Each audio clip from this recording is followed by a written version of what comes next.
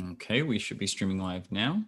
We'll call to order this regular meeting of the Easton Reading Region 9 Joint Boards of Education Policy Committee at 9:04 a.m. on May 21st, 2021. We have here approval of minutes from previous meeting, but I don't believe it was attached. Maureen, do you know if Sharon? I think I did not look at that, John. And Okay, I thought about that too. And I thought about, gee, did I even do them? Okay, so I'll take a look. I can take a look too, but there's no meetings to approve for now. Yeah, happy to meeting minutes. Right. Okay, that's fine. We'll move on to public comment. No members of the public being present. We'll go on to committee member comment. Hearing none, we'll move to discussion and possible action. So we have a sort of two items on our sort of regular agendas that we've been tracking towards. We've been trying to make sort of progress throughout on the question of sort of governance, which is usually found or thought of in the 9,000 series of CABE model policies under transitioning my brain from work mode. Under board bylaws, and we believe that this sort of is the sort of most appropriate sort of banner under which to sort of discuss these items. However, we also have administrative updates, and I think we have a more sort of urgent administrative update discussion that we wanted to have. And so I think if everybody is fine with it, I would propose that we start with B and then go back to A, time allowing. Does that make sense? Anyone have thoughts about whether or not we need a motion to do that, or we just do it? I would move that we table A and pick up B. Do I have a second? Second. Thank you, Gwen. All in any discussion? All in favor? Unanimously approved.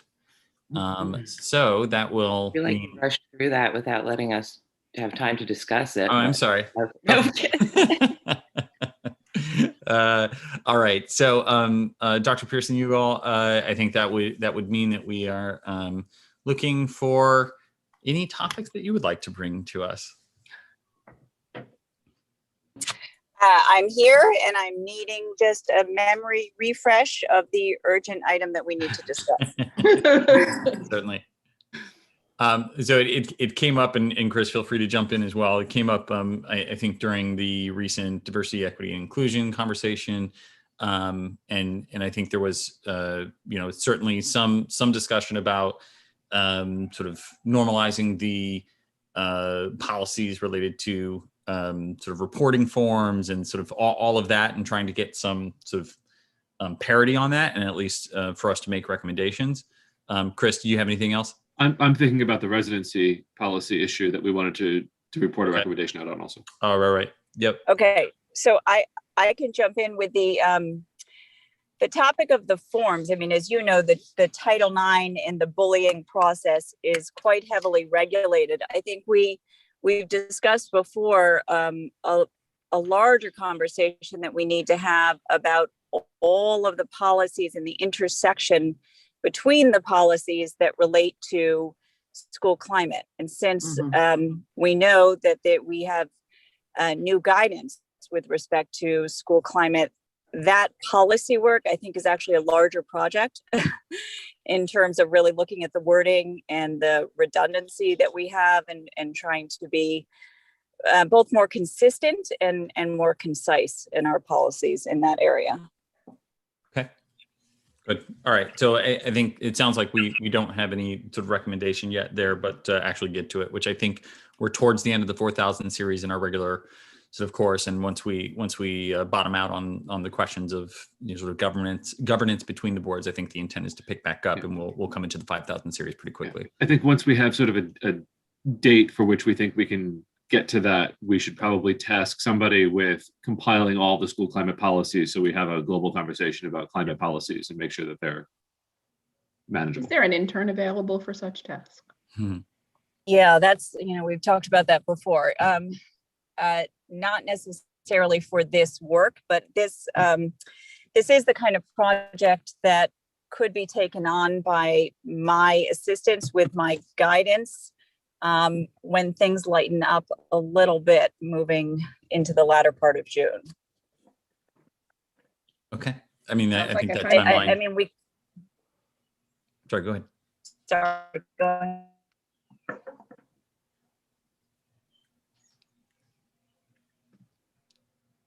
Stephanie, we can't hear you. Or I can't. No, I can't. Okay. I think we may have lost Stephanie. No?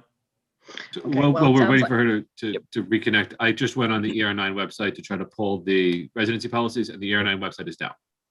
Yeah, I saw that this morning too, when I was trying to sign in via my phone to avoid using this computer. But if Stephanie's having trouble connecting, I think I can summarize the residency issue so we can kick the conversation off. We all have a policy on payment of tuition by non-residents. The tuition policy requires 50% of the payment to be made in September and 50% to be made in, I believe it's February. And it was expected to be the recommendation of the administration that we allow additional flexibility to the administration to create a payment plan over months instead of in 2 lump sums. We voted on Effectively- this, Chris. I'm sorry? We voted on it in our board meeting last week, just so you know, Yeah, On policy? on whether or not there would be flexibility for the administration to accept payments not in two Okay. sums, and whether or not we would be extremely flexible about basically Yeah. what the definition of residency was, but Right. not quite saying that for the following year due to COVID-19. Right. So And- is there, and I And it think that passed. a part of the play is a part of the issue at the heart of this is, people who were renting in town are being asked to, hey, you got to be out by July 1st, and they're looking for another home in town, and they're sort of going amongst a bunch of places. And so if in the meantime they can't establish residency and need to, but want to keep their kids in the school, want to have an opportunity to do a payment plan that is not, 50% of the tuition in one lump sum. Right. Basically pay by the month until they have residency. Right. But the That's- expansion and the change of the plan was a little bit more broad than that, in that it was trying to cover the gaps in someone who might Yeah. not have that 90 days, but Sure. otherwise enrolled in the district during Right. our prior year would Yep. be eligible for the following year if they made the payments on a flexible basis Yep. and due to COVID-19, and presuming they were still searching for residents. So did Region 9 do that as a suspension of policy? It was not done as a suspension of policy. It was done as giving the motion that was phrased, and you can correct this if you think it's procedurally wrong, was phrased to give the administration flexibility with respect to determining whether or not and in what circumstances and how to collect that payment. So, and I think the problem is that the policy It explicitly. was also referred to council, by the way. Right. So I think that at least the issue that we saw was that it's specifically defined in policy that it has to be this date, sort of this month and this month, 50%, 50%. And so because it's in policy, our intent was to try to make a recommendation out of this group to have a first reading at the 25th, and then on the 25th amongst all the boards, then the boards could individually have a second reading to approve and sort of adjust the policy. All right. Well, I didn't know that was tiered up, so I will tell you I was in support of the change that Yeah. ER9. Certainly in sport, we might want to do a belt and suspenders here, just in Right. case anybody challenges the sort of, Well, that procedure. there was a concern definitely among some members of our board about this becoming sort of a permanent thing. I think Right. that the reason it was approved, well, the policy thing, people were concerned that there wasn't going to be enough time to implement a policy change in order to help the folks that needed to Mhm. have an answer. But there was definitely concern about it being a permanent thing. People wanted to make it clear, or some people, Yeah. if I'm remembering correctly, Maureen, this was like 3 days ago. So And it was also a long meeting. Yeah, I imagine. really, Mhm. I think people wanted to make it pretty clear that it was a sort of a one-off COVID thing, and that we're not interested in really making our policy to be so much more flexible. I think there's sort of two things going on. One is the broad flexibility on sort of granting waivers to the 90-day issue. Right. And the other is the question of the administration looking to not be boxed in by the 2 lump sum payment Right. obligation, and saying, can we basically, I think that the proposed structure that I had heard was you pay 2 months in advance and then you pay monthly going forward. And if it's a $20,000 tuition, it's $2,000 a month, whatever it is. Right. So you pay $4,000 to get your foot in the door. You pay $2,000 in September, October, November, December, January. And whenever it is you establish residency, then you're never behind, you're caught up, and you move forward at that point. Right. And that's a reasonable structure, right? Right. And I would suspect that structure wouldn't, no one would object to that as a longer term, piece. But even that structure, I think we would want to say that the administration is sort of has the discretion to establish a payment structure. Yeah.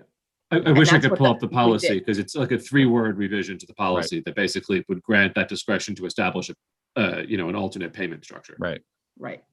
I mean, look, we certainly were getting the impression from Clarence Zachary that this was sort of an immediate problem. Like we got to solve this problem now because these poor families really need an answer. Yep. And I certainly felt compelled to give them one. And I know what the real estate market is like around here. Good luck. And that's why we John and I said, let's bring this to policy so that we can make a recommendation, so we can move to a first reading as quickly as next week across all 3 boards. And then all 3 boards can approve in their own meetings in June, and then it'll be taken care of before the end of the fiscal year.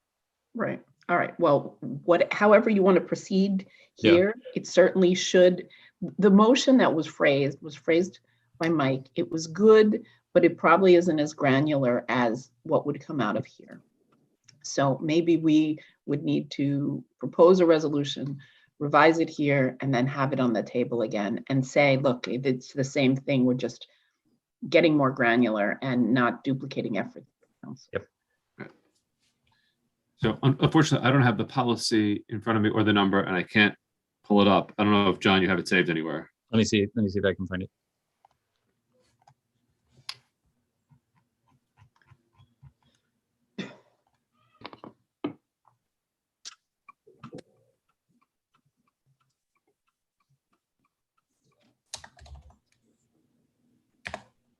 You wouldn't happen to know the number of it, would you?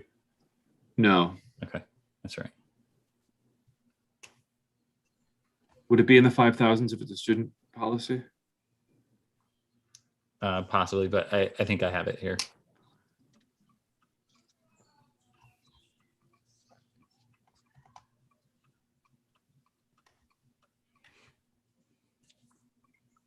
I'd love to know how frequently this website is down, because it feels like it's constant.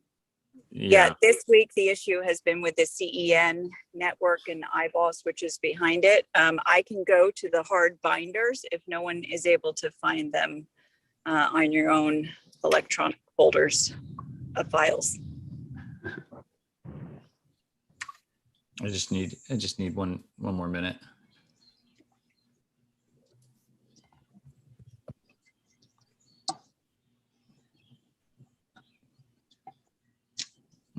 Bylaws only.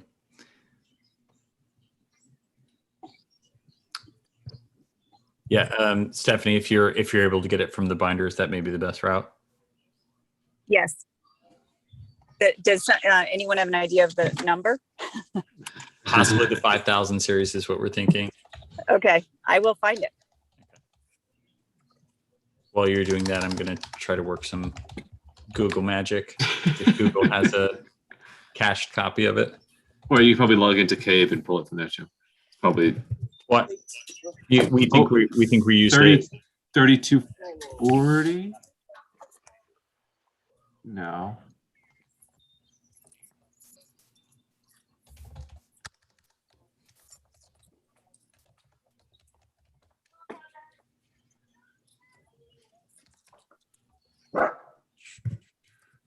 Children, 5118 talks about children of non-resident teachers. Yeah, but it's around there, but it. Yep. Just to help. Yeah. On the policy meeting, I need help finding a policy because our internet is down. Okay, so can you help me find the hard policy? It has to do with residency. They're saying it's in the 500s groups. 5,000.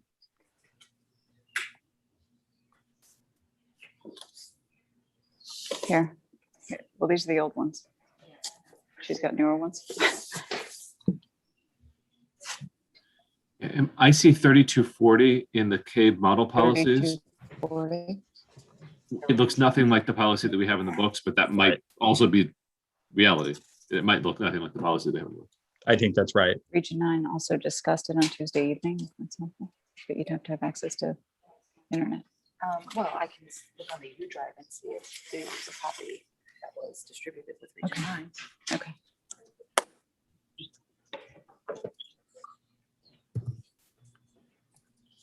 We're looking for the copy that was distributed to Region 9 for Tuesday's meeting. All right, was it in the materials sent to Region 9 members? If so, I'll go look Yes, for it. and it should be in our email, right? Yeah, so it should be there. So we're looking on sort of internal drives for that because the hard Right. copies of the binders are thick. Yep. Let's find what was sent to us. 3240.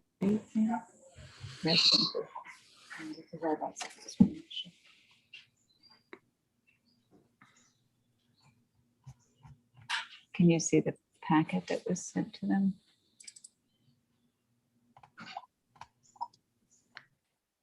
So, Just that Or there's the, so much oh, email I'm looking. Monday. It looks like it's just the Title IX policies that Yeah, were sent. that was what was in there. I didn't remember this. I remember board members, Mike in particular, reading it aloud at the meeting, but I don't remember it being circulated in advance. Right, it was not circulated. So So that's not enough. back to the binders.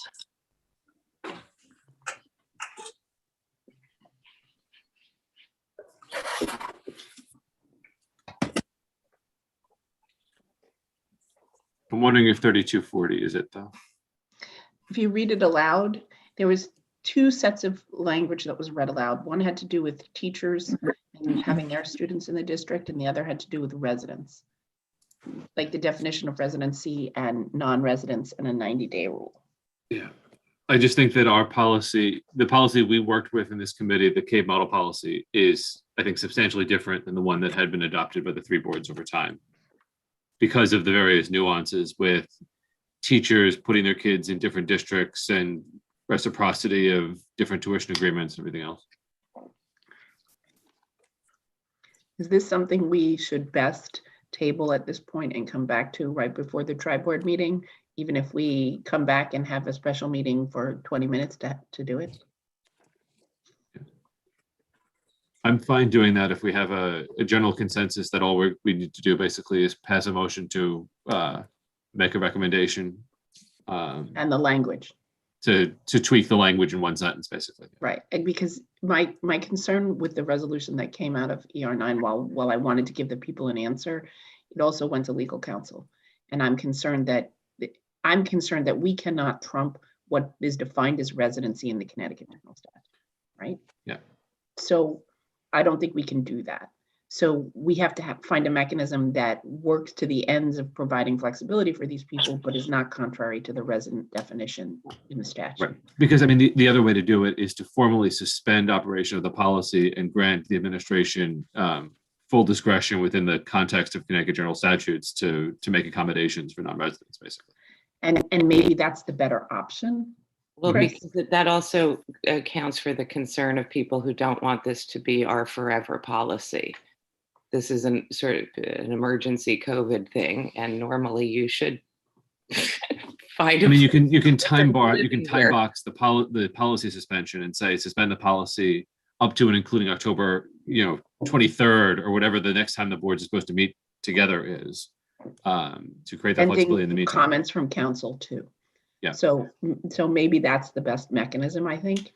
I still Pending think comments from that council, amending the policy, I still think amending the policy to provide the ability to create basically a tuition schedule yes, that isn't, it makes a ton of sense. That we're solving two different issues that intersect. But I'm fine tabling this, and if we need to schedule a brief meeting on Monday or Tuesday to handle this, we can do that too. I can't hear you, John. If we went with the path of suspending the policy, we could do that right now. We could make that recommendation right now. Sure. Right. So what would your motion be, Chris? I move that we recommend to the Easton, Reading, and Region 9 Boards of Education suspension of the policy with respect to non-resident tuition for the period of May 25th, 2021 through October 31st, 2021, and direct the administration to use their discretion to accommodate the needs of families and students with respect to residency and tuition in light of the COVID-19 pandemic. So they would be suspending their policy with respect to enrollment and tuition. Correct? Yes, yes, Okay. that's what I said. No, that's not what you said. I know that's. Do I have a second? Enrollment tuition. It Second. wasn't super artful, but we can clear it up for the Okay.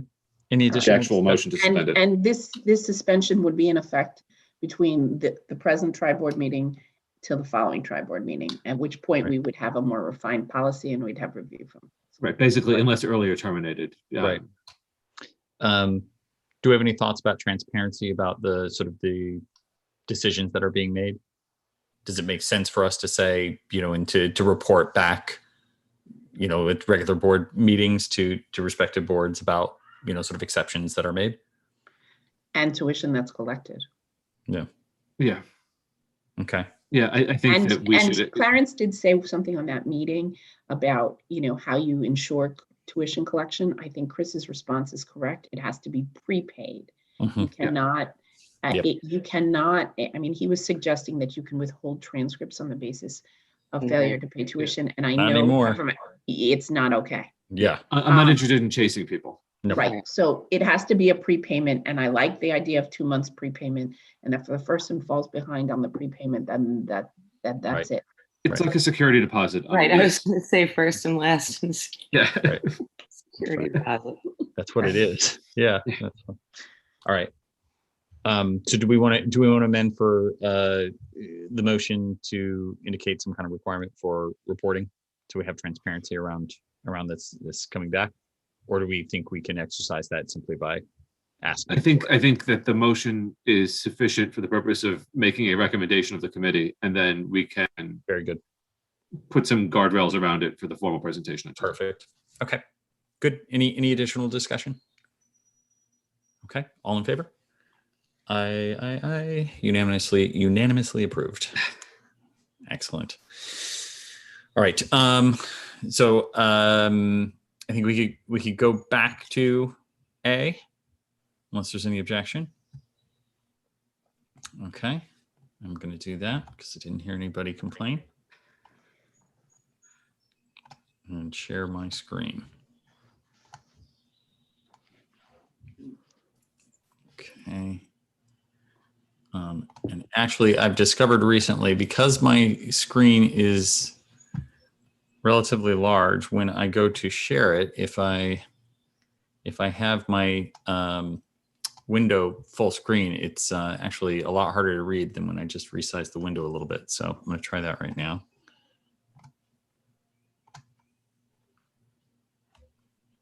Is that workable, or do I need to zoom in more? I was distracted, but I would say zoom in more and be safe. Yeah. Okay. All right. Very good. And as I indicated, by the way, I may have to jump and then come back, or just mute myself and do a call. Understood. Okay.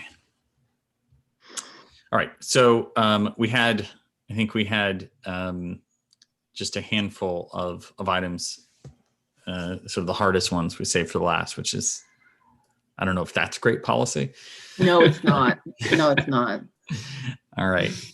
So It's only good policy, John, I think, in negotiations. Yeah. You need to establish trust. Then you start Right. with the easy and you build to the hard. Yeah. But we all trust one another, so we should do the Right. reverse. You're right. All right. But let's be consistent. So which one of these is the easiest one to solve?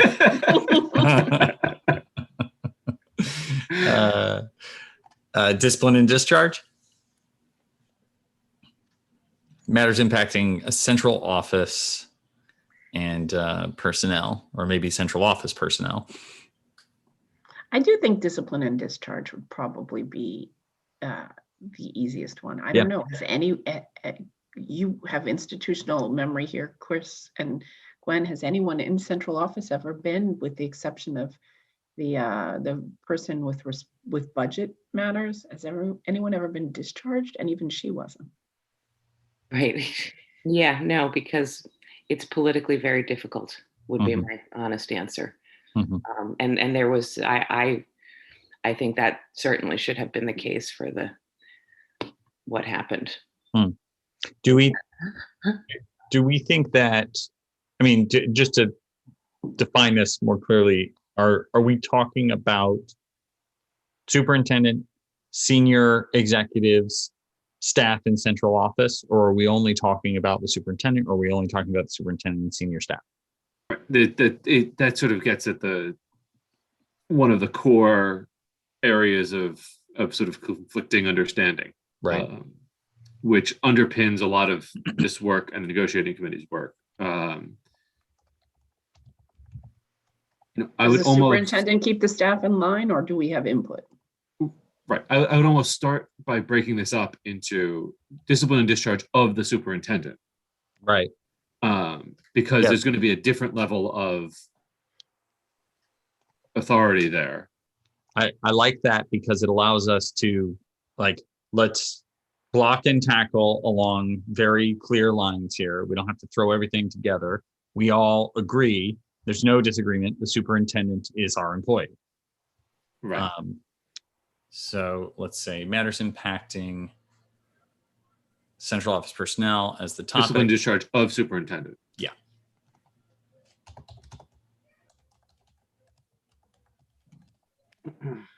Okay.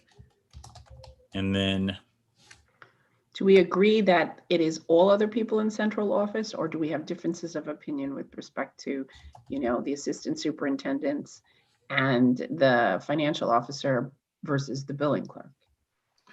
I think that there's probably there's a line between superintendent and then I think what you would call probably the cabinet, the assistant superintendent, the director of technology, the director of finance and operations. And I think there's an argument to be made as to whether or not the department head of human resources would count in that conversation or not. And then I think that basically anybody who reports to the superintendent would be the next cut. And then after that, I don't think there's anybody who thinks that the board should be involved in discipline and discharge of folks who report to the superintendent. right. Okay. I think it's also interesting that as we review the contracts for the cabinet level positions, the contracts actually spell out explicitly sort of what the sort of review process is. And I think we could sort of leverage that understanding as a way of sort of getting into these conversations and sort of framing the conversation. From a blocking and tackling perspective, I think you can say discipline and discharge of central office employees who do not report directly to the superintendent. Mm-hmm. And then you can summarize that as there is no role. Right. Yep. And to the extent that anybody has a concern about the performance of one of those individuals, it is addressed to their supervisor who maintains that level of discretion. Yep. Or something to that effect. Are we adding human resources here? Yes, I think. I think that if you want to be consistent about anybody who reports directly to the superintendent. Yep. And I think this also touches on the not for nothing. There's probably a future world where that is a director position. Correct. I am using the term head of human resources because I know there's sensitivity there. Is that? Right. We're really looking at department heads. Yeah. If you were to. Yep. Corporatize this. And now we're saying of all other, right? Yeah. Non-directs. Okay. What? No, don't do that.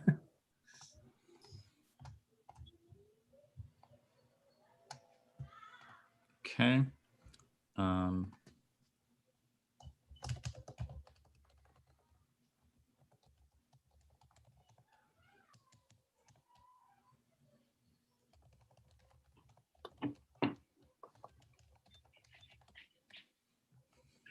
Do you want to say blanketly the boards have no role to play, or do you want to say the boards have only a role to play in instances of, extreme and outrageous conduct, or in instances of clear, violation of law or something like that? I mean,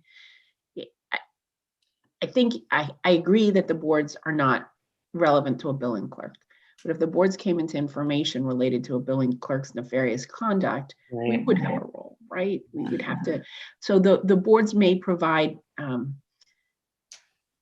input to this, not even input is the wrong word, but some level of reporting to the superintendent or something. So it doesn't look like a blanket no. I think it's also more palatable if it's not a blanket, we have no role. I agree. We can phrase it differently and suggest, like, certainly we do have a responsibility if it comes to reporting. If we become aware of something that is of concern, that we raise it. So we say reporting role only, or something along those lines. That's good. Because there's also the concept of to the extent that a public sector employee has liberty or property interests in their ongoing employment, they have rights to due process on a pre-termination basis, depending on the nature of the relationship, which those pre-termination hearings would be board hearings, I would think. That's true. So I don't want to get into the situation where we're encouraging board members to be saying, I'm concerned that the billing clerk is doing such and such, and bring it to the board, because that's going to create a problem if there's a hearing.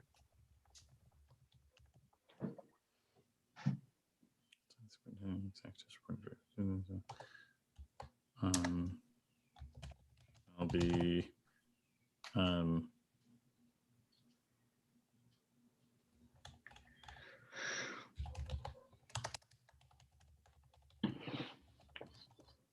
it's one of those areas where it gets dangerous when board members who aren't versed in public sector employment practices and rights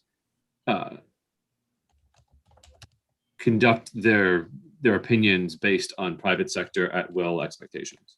Right. Yes, and within the bounds of a reporting relationship only, and after input from legal counsel. Do you want to make that more clear, Chris, such that you say, hey, look, these board members, you dissuade them from the propriety of saying billing clerk X is conducting nefariously, but. And to be clear to anybody watching this, nobody has any concerns about any actual employees at the moment. This is all absolutely. It is all hypothetical. We do not. We do not. And we can even say within the bounds of a reporting relationship based on concrete and direct information, or based on concrete verifiable information, rather than a guess. Right. Right.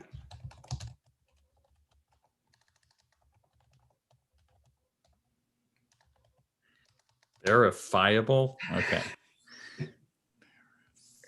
Okay. Yeah. Yeah.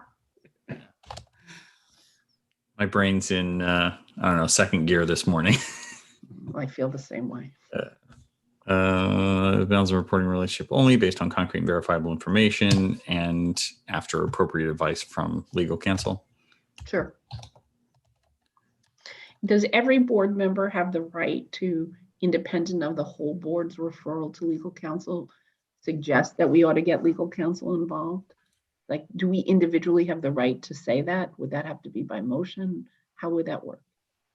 Yeah, that's actually a really interesting question. Yeah, I'm not so sure. I don't know the answer. I don't even, I want that, but I don't know that we have that authority as board members. But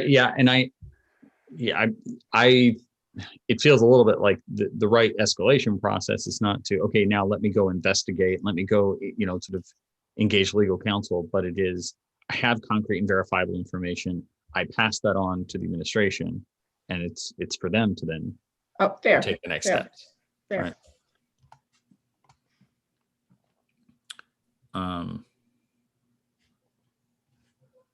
All right. So as we're looking at superintendent, what do we think?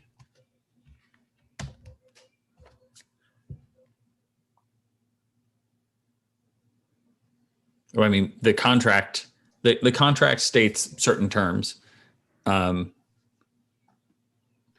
So on the one hand, you've got, so the evaluation is conducted based on what we say in line 18.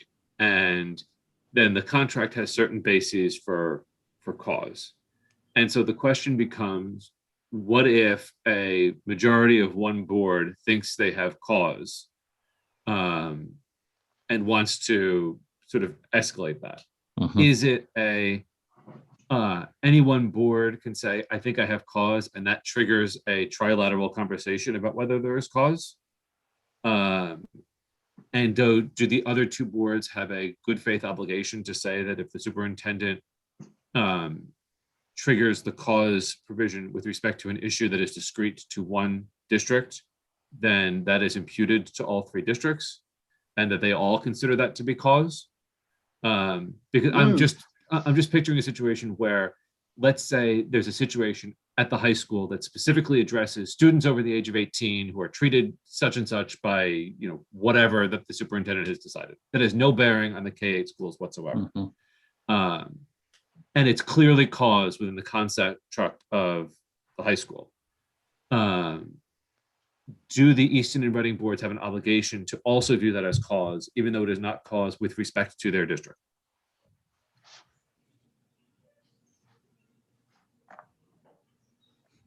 No, I don't think so. I don't think they have an obligation. But And so then if Region 9 says, 8-0, we have cause to discharge the superintendent, and Easton and Reading say, We don't care. 13-0, no, you don't. Mhm. Is the superintendent discharged just with respect to Region 9? And suddenly think so. we have like two popes? Yeah, I think so. I think so. I mean, that situation could happen. And all right, so now Region 9 needs its own superintendent. I think as a practical matter, that would result in the resignation of the superintendent from the other two boards, just from a pure Probably. political perspective. Probably. But from a technical perspective, Yep. Well, and it's messy.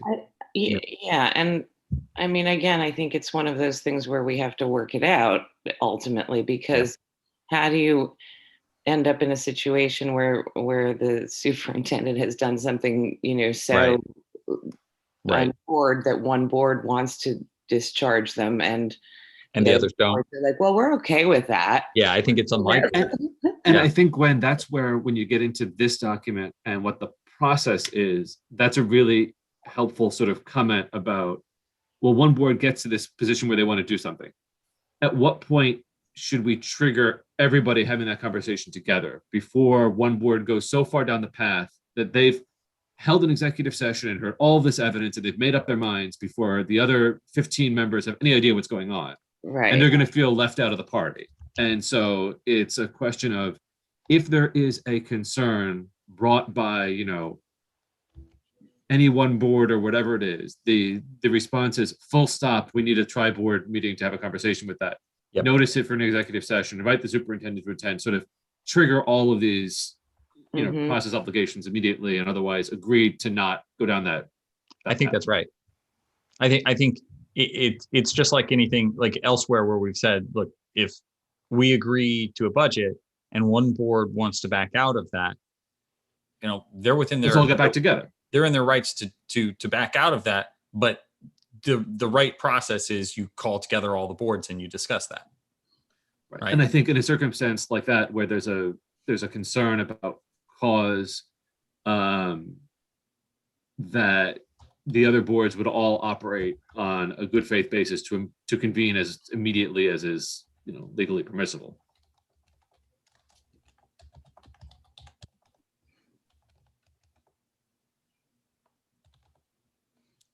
So how do we say that? As much as we might have differences of opinion, I mean, this is obvious. This would be a very, very serious thing, because this isn't talking about not renewing a contract. This is talking about, terminating somebody, on October 12th or whatever.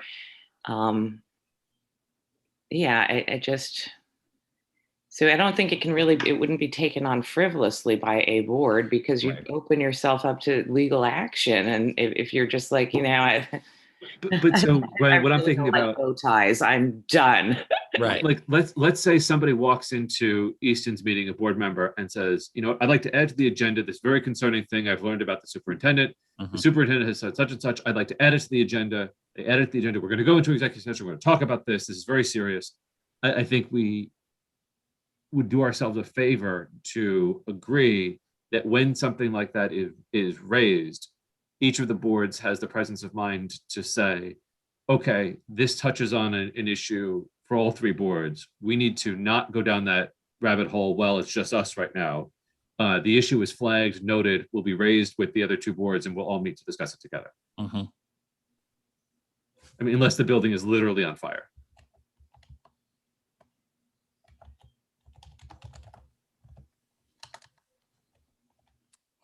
So are we saying something like this? I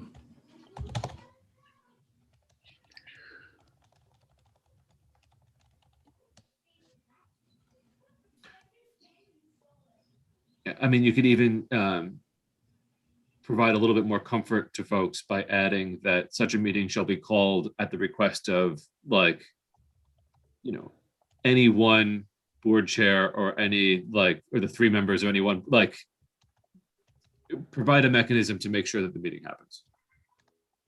Right. So that it's not, well, the other two chairs don't care, so there's not going to be a meeting. Like, you know, work around that.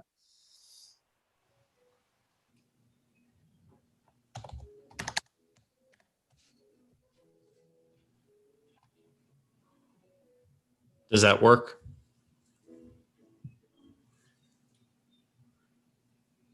I think that's fine. Is that consistent with everybody's bylaws about the number of board members that are needed to call a meeting? I think so. It is. It is for mine. Actually, mine might be 2. I think mine might be 2 for calling a special meeting. I mean, you could say such meeting should be called by any one board chair or any one board pursuant to their bylaws for calling special meetings. Yeah.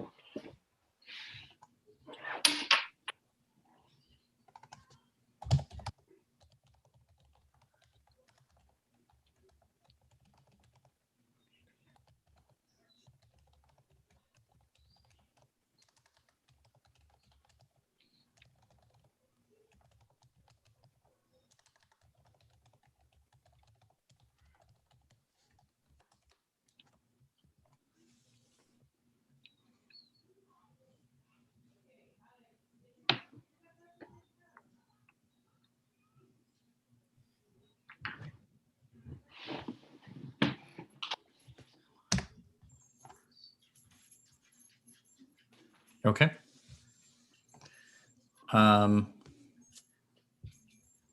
Would we say the same thing about the direct reports?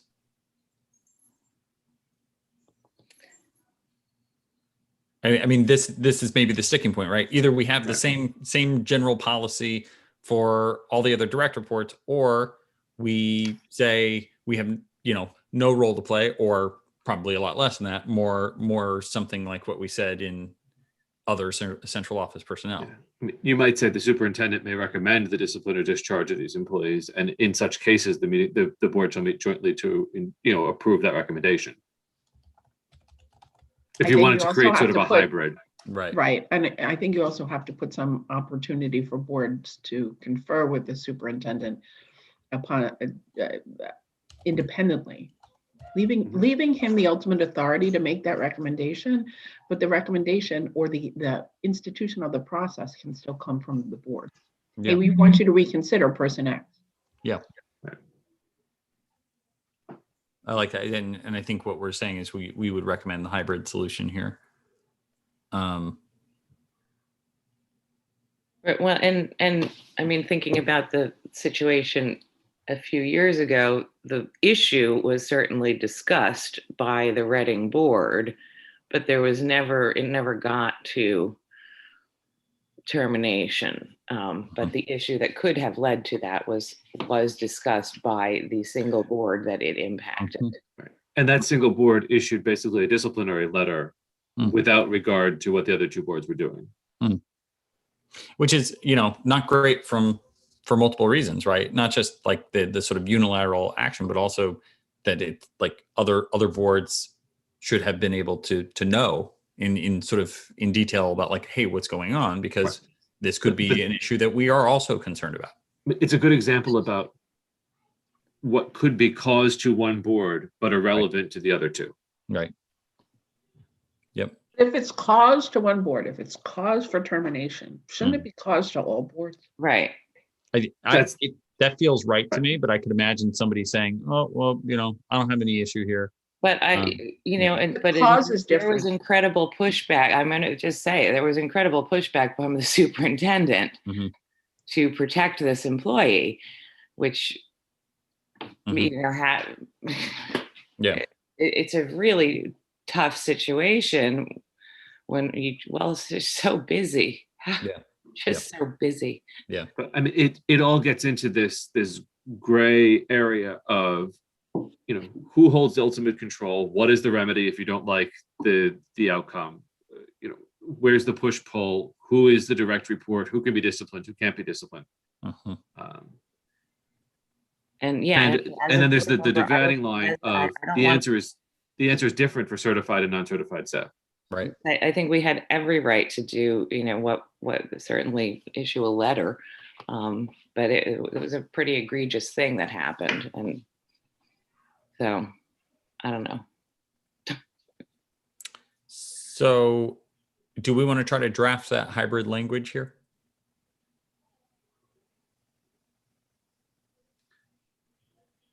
So I think you're talking about it's an A and a B. An A would be you can say the superintendent may bring recommended discipline or discharge to the board, or you can say prior to any discipline or discharge, the superintendent shall bring that to the board. Yes. I'm not.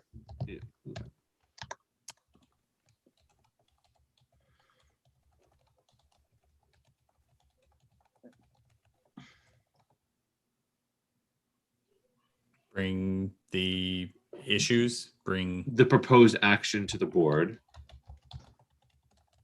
for advice. to a meeting of the three boards.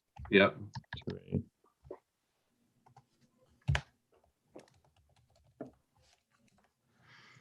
For advice or advice and consent? Could there be a That was going to situation? be. I stopped at advice intentionally because I'm not sure. I mean, I can't imagine a situation, and maybe you can, where the superintendent would want to terminate a direct report and the boards would say, no, you must keep that direct report. Right. I mean, I could see it in the circumstance where maybe the board's relationship with the superintendent is fractured and they like Yes. the direct report as being possibly the successor.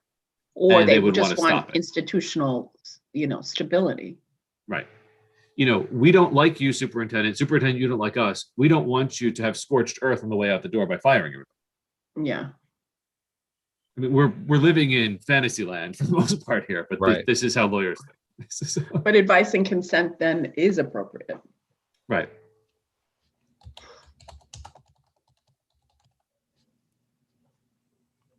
Prior to the discipline and or discharge, the superintendent shall bring the proposed action to a joint meeting of the three boards for advice and consent.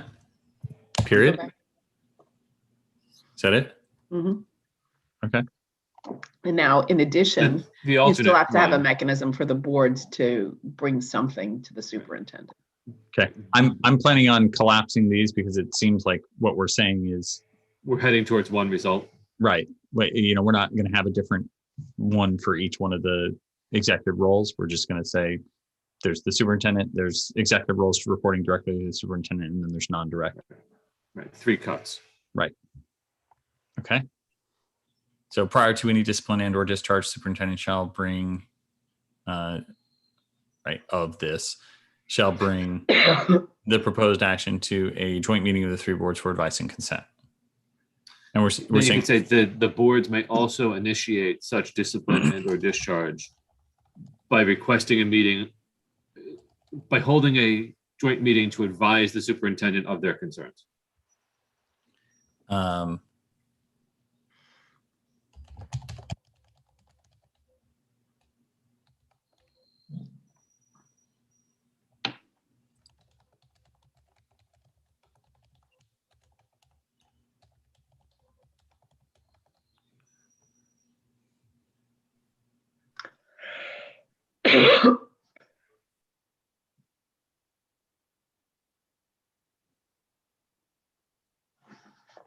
What was the last part you said?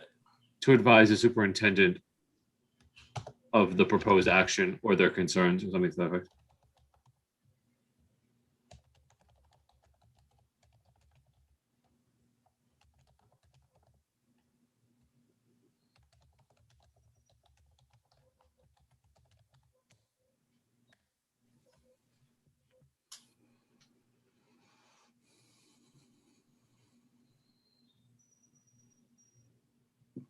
Okay.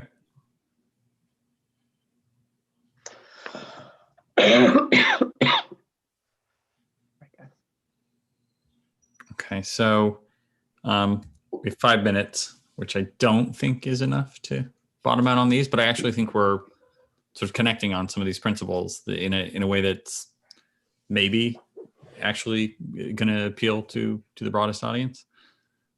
Okay. You can almost, if we agree on the discipline discharge framework, you can almost invert it on the hiring framework. Yeah, I like that. Like it runs backwards. Yeah.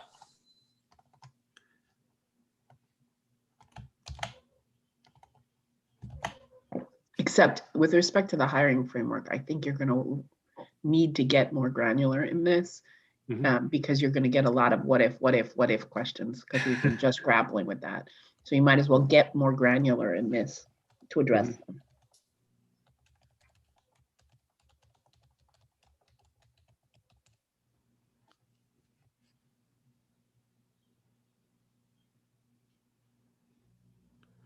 Okay, this we don't need. Is that right? Such meeting shall be called by one board chair. Yeah, I mean, you might even say a vacancy amongst senior central office staff shall be reported to the boards at a. I mean, you don't need a joint meeting to report the vacancy, but don't you just want an immediate report to the board chairs? Yeah. Okay.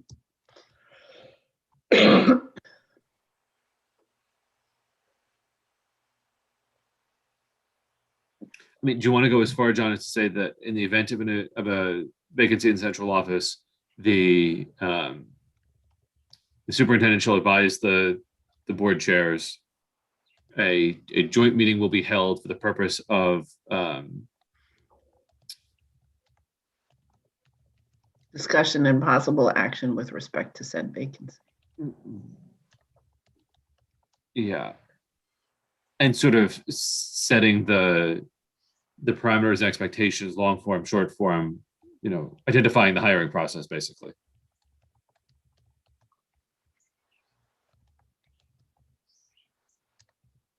Or confirming the hiring process, something to that effect. That's a little bit of kicking the can down the road, though. Yeah, which is why I don't like it. I think that we're close to the negotiating committee having sort of a firm recommended framework. And I think once that exists more firmly, we can say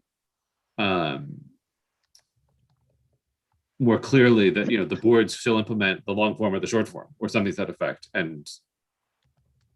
But we might not even need any of that because it might just be that the process that is agreed to is kicked off. Absent such a meeting.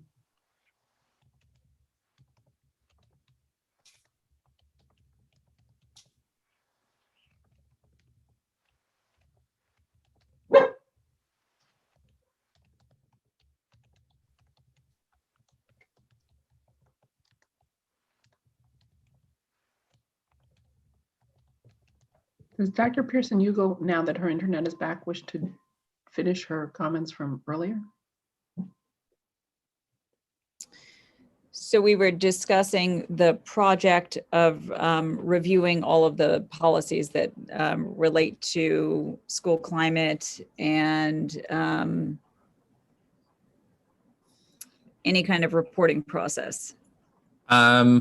Is that where we were? I think we left. I think we actually finished that one, and we had moved on to questions. What's the residency policy? Residency policy. And so, what's the current question? So I think it is sort of what in the middle of saying something and then got cut off. Yeah, but it's okay. I think we actually I think our recommendation we think it's going to make more sense for us to recommend the suspension of the current policy. To allow, and so we made a motion and passed that. And I think if we make that recommendation to the three boards, I think that will give us what we need to do, do what's necessary. Our sort of hand review of the binders here in central office did not result in the policy that we are looking for. So if a member of the Region 9 board was actually reading from a policy, we know it exists somewhere. So we have binders that are labeled by year in terms of the year of review. And then we also have them by district. The ones that are labeled by district are not as current as what's on the website, which we know we can't access right now. So I read it on Tuesday, so I know it exists. But I know it exists, right? So we will find it.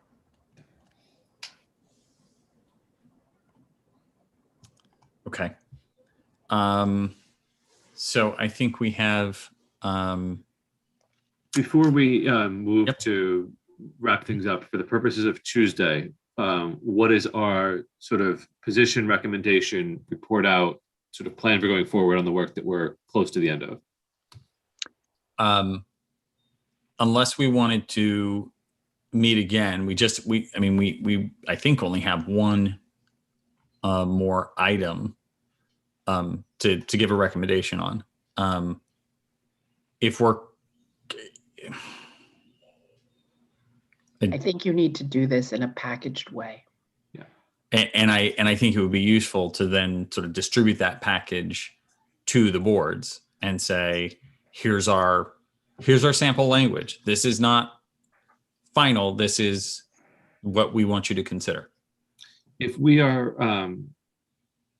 of the mind that we might need a tri-board meeting in June to address central office contracts based on the timeline that is existing right now, That's right. do we want to treat May 25th as John providing an update as to where we are in this work, and possibly as early as next week, we have a package that we can deliver to people, Right. To say when we convene again, we'll have a more structured conversation about this, because this could be a 2-hour slog of a conversation. Right. And Tuesday's meeting is already consists of several 2-hour slog conversations. Yeah. Yeah, agreed. I think that makes a lot of sense. And, I think we're on the 5-yard line here. Next Friday, I suspect we'll be able to. Are we on for next Friday? I think that might be. Or do we have that one off? Going into the Memorial Day weekend, I thought it might be off. I'm happy to meet next Friday. I just want to make sure that we're. Yeah, I'd be fine meeting as well. I'm around too. Okay. So if it's not regular, let's notice it for special. Yep. And then we can finish this as well as just sort of organize the way that we want to sort of present it. I don't think we have to do anything fancy, but I just think just making sure that we're clear about how we share this with everybody. Yeah. I think this has been a very productive conversation. Yeah, it's all the way. I was about to say, but I didn't want to get ridiculed. I'm like, oh, this is fun. But it is fun. I love building a spreadsheet. I love starting with a blank spreadsheet and going, oh, okay, look at that. So I know it's a sickness. You've acknowledged the problem. Some addictions are productive, right? That's right. All right. Very good. So we'll go to public comment. No members of the public being present. Committee member comment. Hearing none. Look move that we adjourn. Thank you, Chris. Second. I see Maureen second. All in favor. Have Bye, a very guys. nice weekend, everyone. Thank you. Bye-bye.